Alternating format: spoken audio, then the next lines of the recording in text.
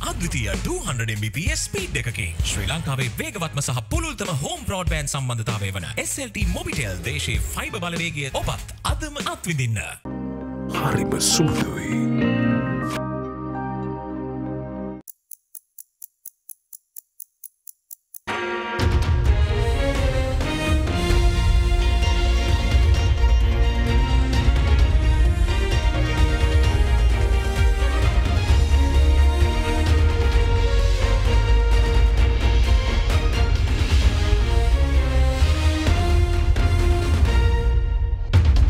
Tonight on First at 9, making headlines this Wednesday, the 9th of August 2023. Lucky 13, President Ranil Wickremesinghe reiterates his invitation to members of the Parliament for their support in the establishment of the 13th Amendment. You have my assurance that I will not engage in initiatives inimical to the sovereignty and integrity of this country. Perform reform.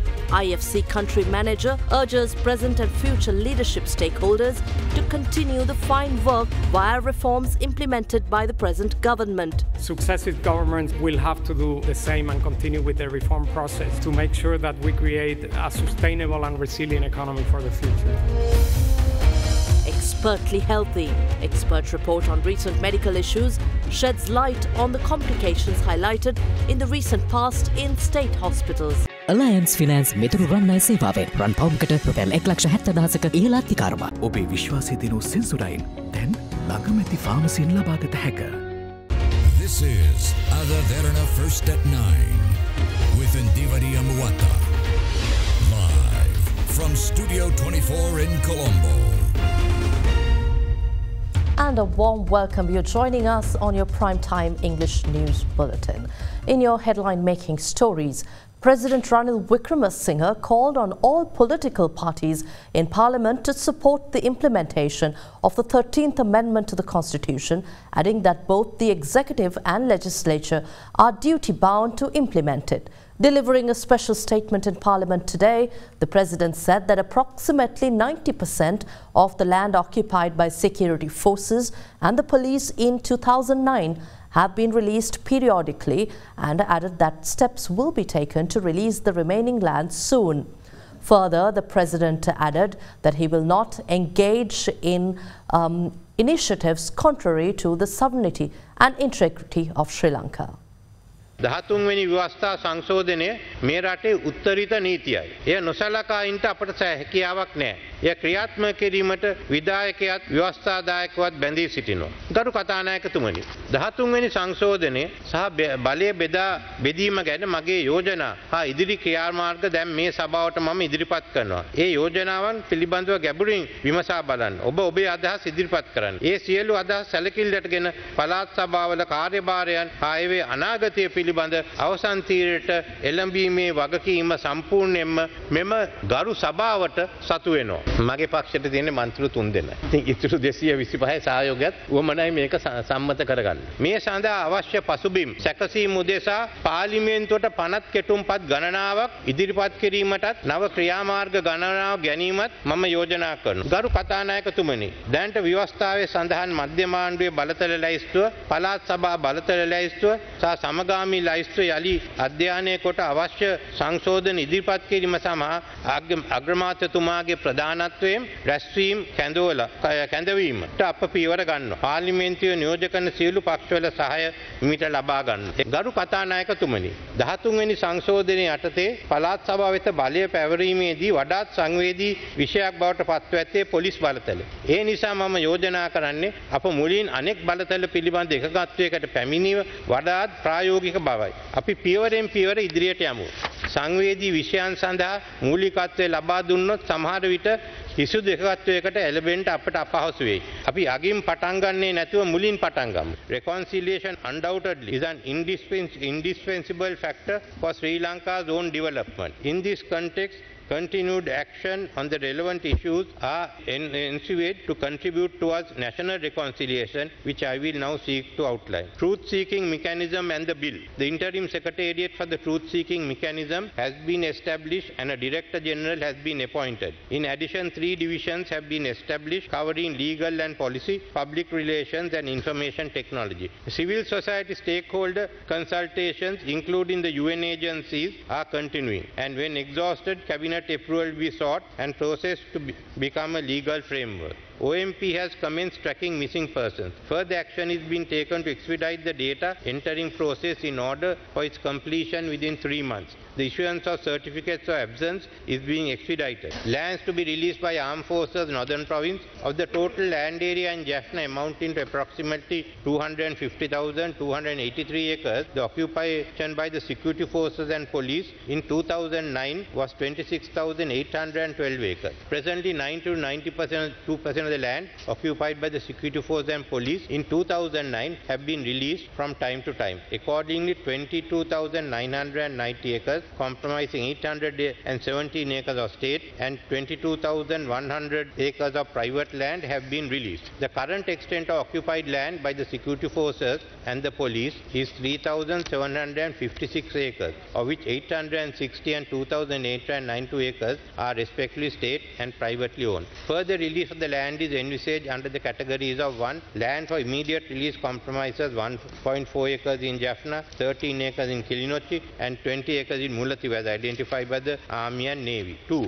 Army has earmarked 53 acres in Jaffna district to be released in 3 to 6 months' time. 3. A land strip of approximately 290 acres from the Security Force Army Cantonment Palali has been identified to be released temporarily for specific purposes including agricultural and seasonal crops. 4. Regarding lands that cannot be presently released, a study is being carried out in this regard on the instructions of the Army Commander to ascertain the possibility of further freeing up of land in the northern province. It's imperative to create extensive and practicable plans to develop the northern and eastern provinces. India's assistance as our closest neighbor in implementing the Trincomalee District Development Project is of immense value to Sri Lanka. It must be understood that engaging in a robust relationship with our closest neighbor India would undoubtedly strengthen our ability towards ensuring mutually beneficial cooperation. You have my assurance that I will not engage in initiatives inimical to the sovereignty and integrity of this country. In the same manner, I urge all of you for constructive engagement in our quest for national reconciliation, considering that the interest of the people is the bedrock of our country's development. Meanwhile, President Ranil Wickremesinghe highlighted the importance of making Sri Lanka an attractive destination for foreign investments in a bid to attract the much-needed capital to achieve higher levels of economic growth. Addressing an event in Colombo, the President said that investment processes in Sri Lanka will be streamlined with the introduction of a new economic commission, which will be one-stop shop. Meanwhile, country manager of the International Finance Corporation, Alejandro Alvarez de la Campa, said that it is important to maintain political stability, adding that successive governments need to continue with the reforms implemented by the current government in order to ensure the creation of a sustainable and resilient economy. The 36th annual conference of the General Meeting of the Organization of Professionals Association was held in Colombo today under the patronage of President Ranil Wickremesinghe. We should see the economic recovery as a long-distance race, as a marathon. We believe that Sri Lanka still has a lot of potential to enhance their trade regime, not only through bilateral trade agreements, but also through trade liberalization and the reduction of tariffs. Also, a strong and transparent public-private partnership framework, where private sector can come and support the government in investing in much-needed infrastructure, whether it's road infrastructure, airports, transport, or other services. Better business environment that facilitates FDI and investor confidence, starting with a new investment regime and an investment code, and a stronger competition policy framework as the economy liberalizes. creating an enabling environment for digital economy and climate change. Digital economy can increase transparency and governance, but also can be an engine of growth for private companies that will create innovation and jobs. Climate-related policies will also make the economy more competitive and help in reduce the fiscal burden through the introduction of things like climate financing. Since this is a long-distance race, it is essential that there is political stability that will continue with the pace of the reforms. This government is implementing many reforms and is on the right path to recovery, but successive governments will have to do the same and continue with the reform process to make sure that we create a sustainable and resilient economy for the future. Compared to last year, we have hope for the future. We can plan for the future, and without fear, we must go ahead. When the then Prime Minister, Mr. Mahinda Rajapaksa, had to resign, and the President decided to call the leader of the opposition, he just ran away. I think this is a Guinness record that has to go in. When he did that, you are given a government and you run away. When I was called,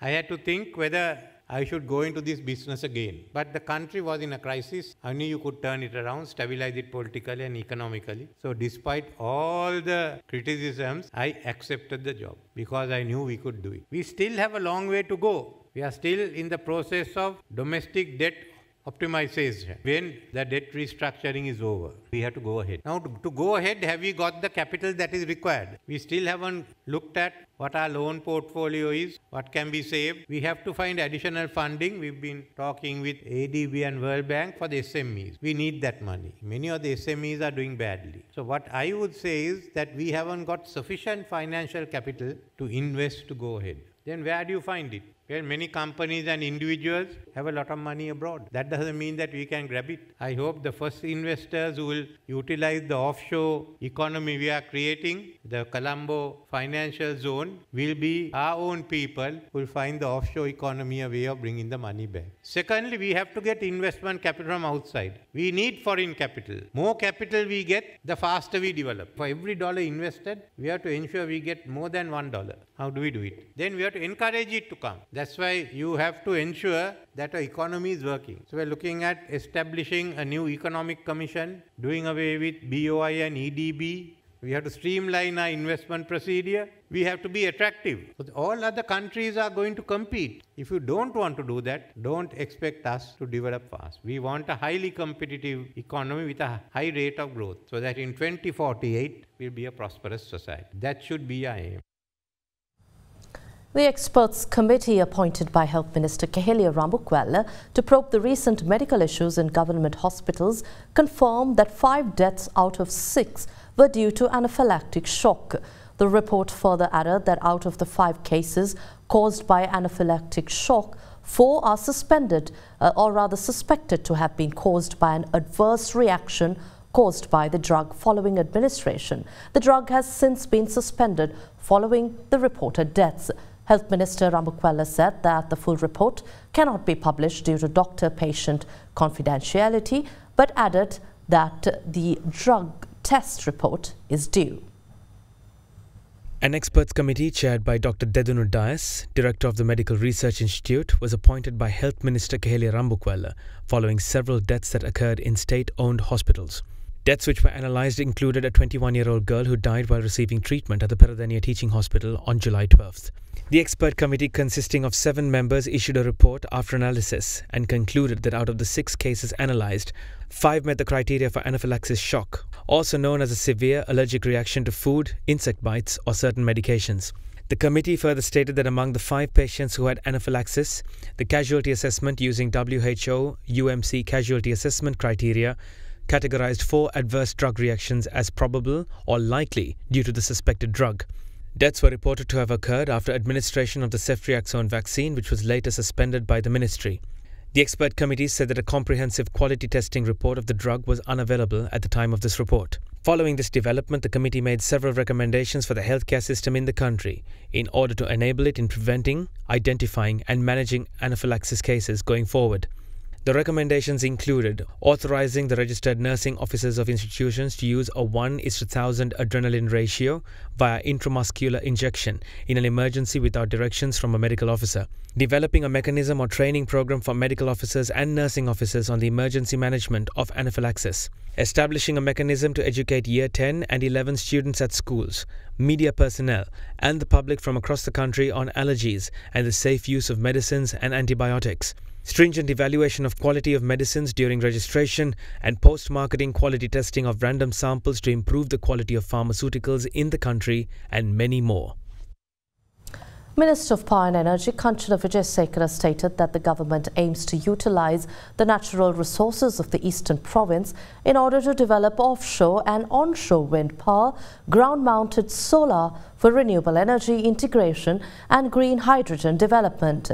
Discussions on energy sector development plans for the Eastern Province were held with the Governor Senthil Thondaman. The Power and Energy Minister, in a message, assured the Eastern Province governors cooperation to advance the sector with the required approvals and land identification.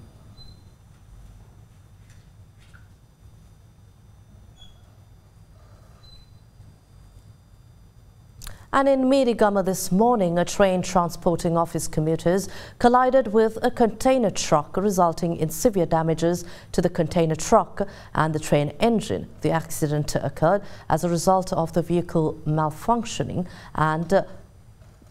and seizing on the railway crossing. In other news, a 43-year-old was beaten to death in Boralaskamo today. The man was suspected to have been killed on account of a personal dispute.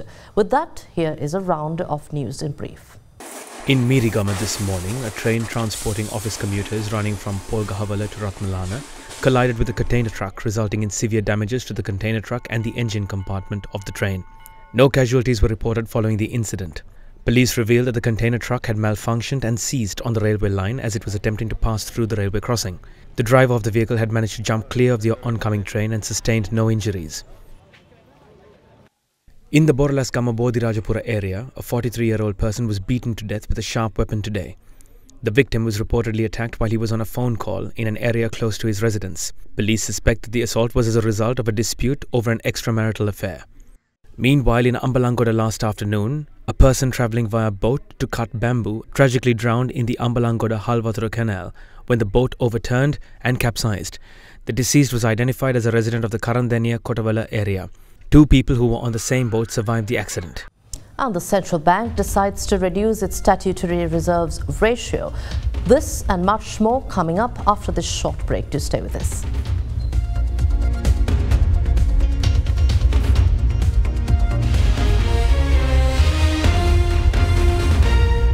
ගොඩමඩ පෙරලි කරන බලපුළුවන් කාරයා මහින්ද්‍රා යුවෝ ටීමෝ වෙතින් වැඩම ගොඩයි ගොඩම තමයි ස්වරාජ් tractor ටීමෝ වෙතින්.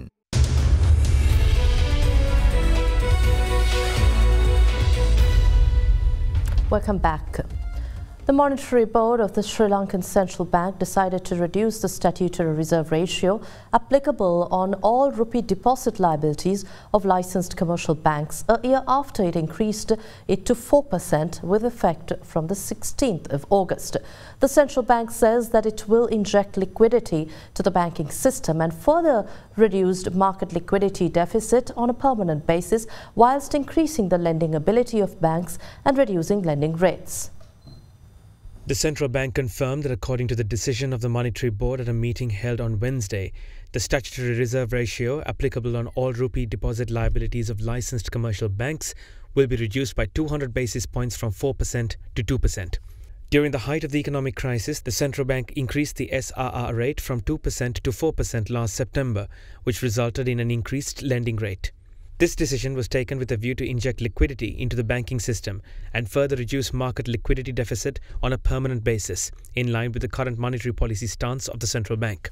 This reduction in the SRR is expected to release approximately 200 billion rupees of liquidity to the domestic money market, which would enable a further downward adjustment in the market lending rates as a result of the reduction in cost of funds of commercial banks, thereby supporting the expansion in credit flows to the economy.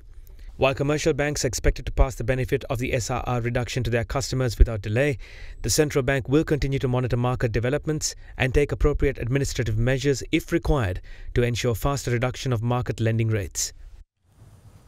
Now, the Colombo Bourse ended lower today, dragged by losses in industrial stocks.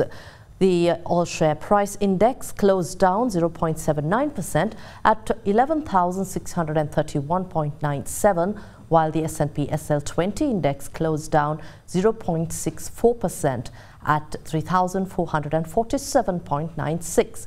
John Q's Holdings and Expo Lanka Holdings were the top losers on the index, falling 1.63% and 1.02% respectively. Trading volume on the index fell to 72.9 million shares from 78.9 million shares during yesterday's session. The equity market's turnover meanwhile fell to 1.96 billion rupees from 2.73 billion rupees in the previous session. The banking sector was the top contributor to market turnover during today's session, while the capital goods sector was the second highest contributor. Foreign investors were net buyers, purchasing stocks worth 390.3 million rupees, while domestic investors were net sellers, offloading shares worth 1.85 billion rupees.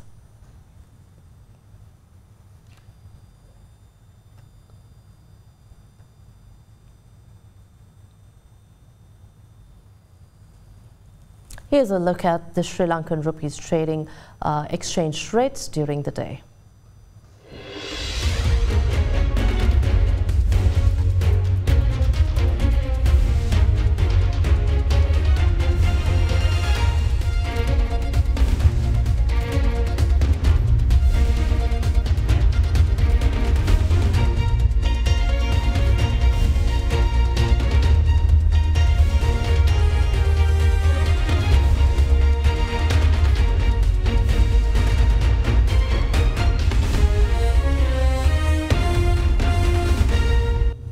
Well, international markets, oil hit new peak today with Brent crude reaching the highest since April as tighter supply owing to Saudi and Russian output cuts outset concerns over slow demand from China and a report showing rising US crude inventories.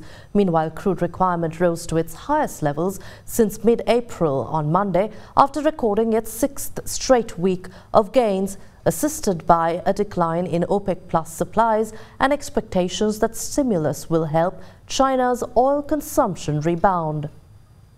Brent crude rose 64 cents to close at $86.94, the highest since April, while US West Texas Intermediate crude futures gained 78 cents to close at $83.70. The US benchmark touched $83.81, the highest since November 2022.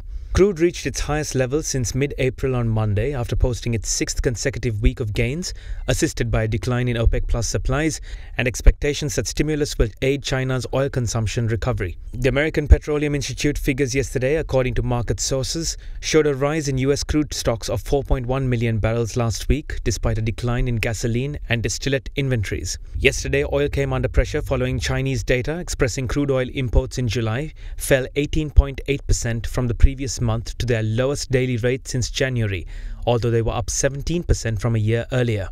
Adding support, however, Saudi Arabia last week extended its voluntary production cut of 1 million barrels per day to the end of September, and Russia said it would cut oil exports by 300,000 barrels per day in September. And that wraps up tonight's edition of First at 9 on AdaDerana 24. We'll see you again tomorrow with more news at the same time. Have a pleasant evening. Good night.